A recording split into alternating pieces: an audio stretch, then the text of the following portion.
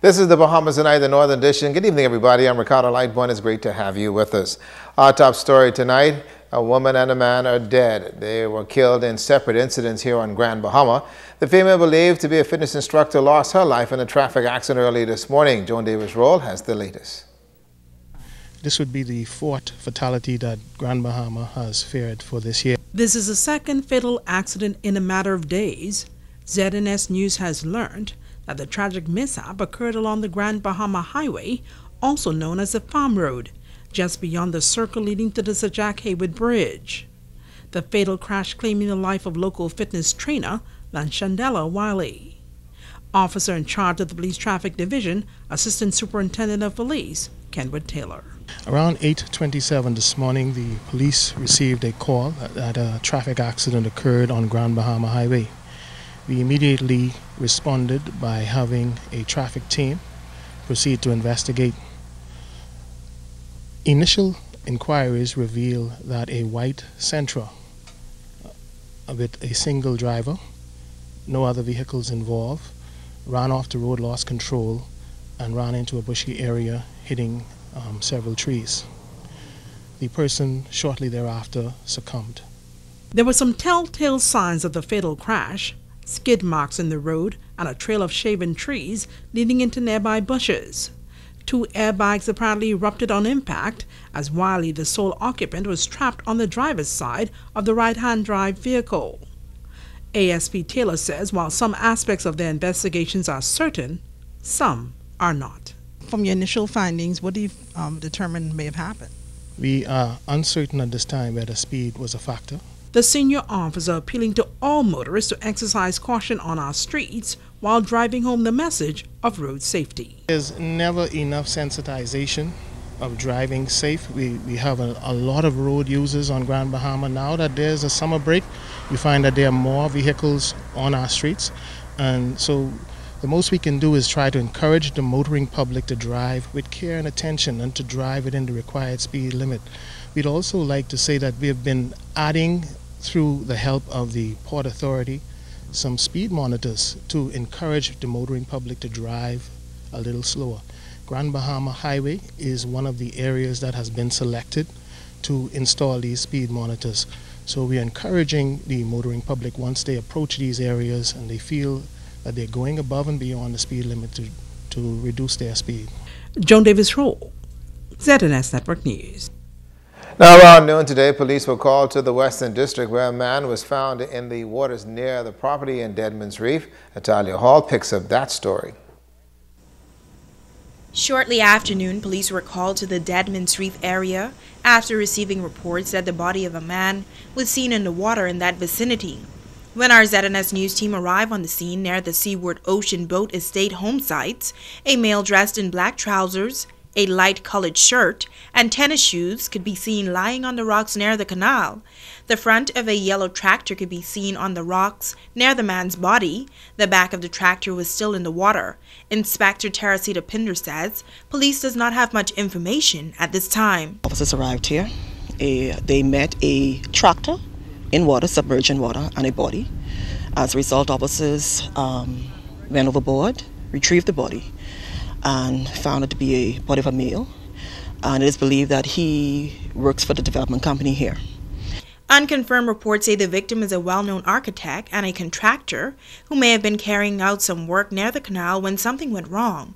Police say the circumstances surrounding his death are unclear. I can't say at this time. Can you say how many age? No, I do not know the age of the person at this time either. That information, we don't have that at this time. Who discovered the body? Okay, the body was discovered by one of the workers here at the development company. Now, police officers are still in the initial stage of the investigation and will provide more information to the public as soon as it becomes available. It's Halia Hall, ZNS Network News. In other news, a new twist to the Freeport City Council local government saga. You may recall that on June 21st, the majority of the councilors voted to have the sitting chief councilor removed from her post for what they call gross misconduct. Well, the acting director for local government has since intervened and issued a directive that is not sitting well with the City of Freeport Council. Cleopatra Murphy has the details.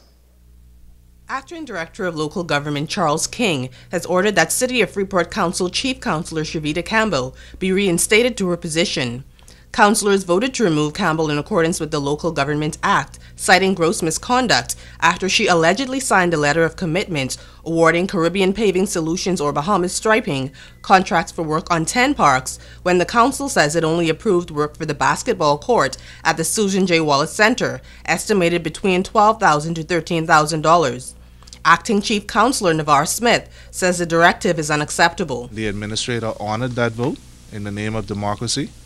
It was done in the right way, and now the Director of Local Government is trying to override the decision by saying to the administrator that Councilor Campbell ought to assume her role as Chief Councilor until the appeal process is over. Smith says the council must be accountable for the public's money, calling the order an affront to democracy.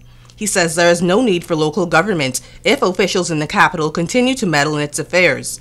In the meantime, he says Administrator Preston Cunningham has not signed the voucher to pay Bahamas Striping. In the midst of this, we're still able to move on with the council's business efficiently due to having an administrator who knows what is right, who knows the law, and who's prepared to take a stand for what is right. Councillor from Marco City, Kevin Ferguson, says the council's decision should be upheld until local government minister the Honourable Hope Strawn meets with the council.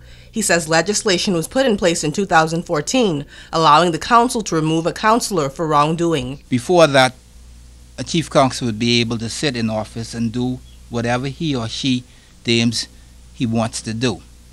I'm grateful to the government for those amendments, and those amendments are law.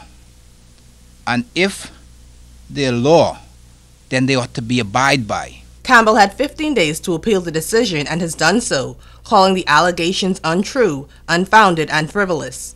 Ferguson says $100,000 was too large a sum to paint basketball courts, and because Campbell acted on her own, the public purse should not be used to pay the bill. I'm grateful to Preston Cunningham, our new administrator, because had it not been for him and what he believes in, the check would have been typed up, signed by the chief councilor and whoever administrator, and gone out the door without any of her colleagues knowing. Smith says he is disappointed by the entire situation and says if he must take concerns about democratic principles being undermined in the country international, he will do so. Cleopatra Murphy, ZNS Network News. Now, the Acting Director of Local Government, Charles King, responded to the concerns of the council with regards to his directive to reinstate Campbell and says that it is all a part of standard protocol. He says that Campbell should be back in the chair as Chief Councilor until her appeal is heard by the Minister for Local Government, the Honourable Hope Strawn. King could not give a timeline as to when it should be heard, but says that is not with untowards about directives. He says that it is also unconcerned about suggestions that he be relieved of his post because of his directive against the council's decision, again insisting simply he was only following protocols. That is procedure. As I indicated to you, think about an appeal process in the court system. And when you think about an appeal process, then of course it's similar to that. It's not a matter of who make a decision or whether or not I made a decision. This is a matter of a process that is normally takes place. Now, the News 49, Independence Day is not far away, and the Local Independence Committee is working in overdrive to ensure the celebrations are top-notch. Well, they've got events planned throughout the island. Natalia Hall has this story. Independence Day is just a little over a week away, and those on the Grand Bahama Independence Planning Committee is putting the final preparations in stone. Undersecretary at the Ministry of Grand Bahama, Hartcart Brown, is encouraging all Bahamians to come out and take part in the independence festivities. We believe that there are more things that unite us as Bahamians than divide us. We believe that it's still only one Bahamas. It's still only one country. This is the only country we have. Brown says Bahamians should always honor and respect this country. I think it's a duty that we have for all of those Bahamians, and this theme could not be more timely. honoring our people's excellence. There are so many Bahamians that went on ahead of us and fought so hard for us to have the level of life that we have and that we enjoy today. We stand on the shoulders of so many heroes and heroines that have given their lives. Committee member Michelle Rackley listed some of the exciting activities that will be held leading up to Independence Day. We're going to have the Will Stubbs Quartet. We're going to have the Bishop Michael Eldon Steel Band, and we know they are world-renowned. And of course, to top it off, or to begin our exciting evening, will be all of our major Junkanoo groups. Pastor Robert Lockhart says the Grand Bahama Christian Council is delighted to be a part of the ecumenical service of Thanksgiving and flag-raising ceremony. We have choirs that are going to be singing, people that are part of church dance ministries that will be coming together to be a part of this event. And it's just a total display of Bahamian talents and gifts that God has given us to celebrate the gift of our nation, to celebrate who we are as Bahamians. Superintendent Michael Brathwaite says the police force will be conducting the Independence Parade. As a part of the program, we also have the Defense Force cadets who will be doing a special segment with an exercise routine. The upcoming event is the launch of the Gombe Summer Festival that will be held on Tano Beach on Thursday, July 7th. It's Halia Hall, ZNS Network News. And stay with us, more news to come. Say, it's not done yet.